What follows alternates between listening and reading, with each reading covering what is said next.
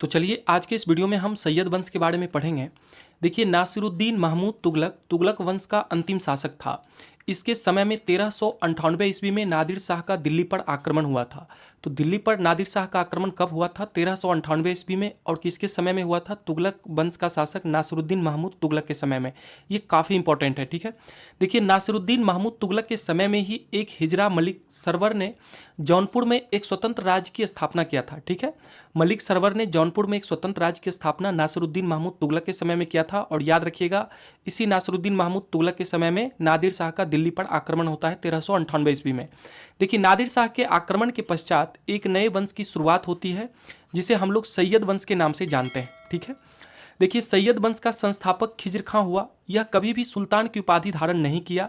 यह खुद को रैयत ए आला की उपाधि से ही संतुष्ट रखा, ठीक है। देखिए, खिज्र खां तैमूर लंग का सेनापति हुआ करता था। भारत से लौटते समय तैमूर लंग ने उसे मुल्तान, लाहौर एवं दीपालपुर का शासक नियुक्त किया था। किसे नियुक्त किया था? खिज्र खां को, ठीक है। खिज्र खां तैमूर लंग का सेनापति था। और भारत में या दिल्ली सल्तनत में सैयद वंश के संस्थापक कौन थे? खिज्र खां हुए, ठीक है। देखिए, खिज्र खां नियमित रूप से तैमूर लंग के पुत्र शाहरुख को कर भेजा करता था, ठीक है।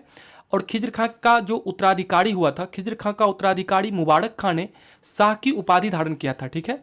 खिज्र खां का उत्तराधिकारी कौन था? मुबारक खां, जिसने शाह की उपाधि धारण किया था।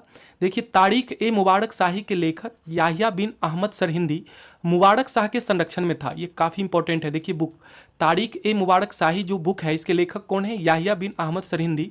यह मुबारक शाह के संरक्षण में ही था। देखिए, यह जो पुस्तक है यह सैयद वंश के बारे में हमें जानकारी प्रदान करती है, ठीक है। देखिए, यमुना नदी के किनारे इसने मुबारक शाह ने मुबारकाबाद नामक नए नगर की स्थापना किया था, ठीक है। तो मुबारकाबाद नामक नए नगर की स्थापना किसने किया है? याद रखिएगा, मुबारक शाह ने किया है, ठीक है। देखिए, मुबारक शाह का उत्तराधिकारी इसका दत्तक पुत्र मुहम्मद शाह हुआ, जो कि एक अयोग्य शासक सिद्ध हुआ था, ठीक है।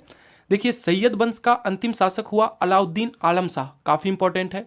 देखिए, अंतिम शासक आप जरूर देख के जाइए एग्जाम में, ठीक है। बहुत इंपॉर्टेंट रहता है, ये एग्जामिनर का प्रिय क्वेश्चन होता है, ठीक है।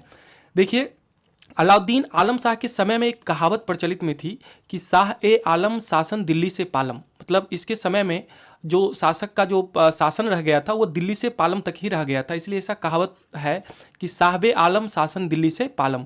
तो चलिए आज की इस वीडियो में इतना ही रखते हैं, फिर हम मिलते हैं आपसे नेक्स्ट वीडियो में।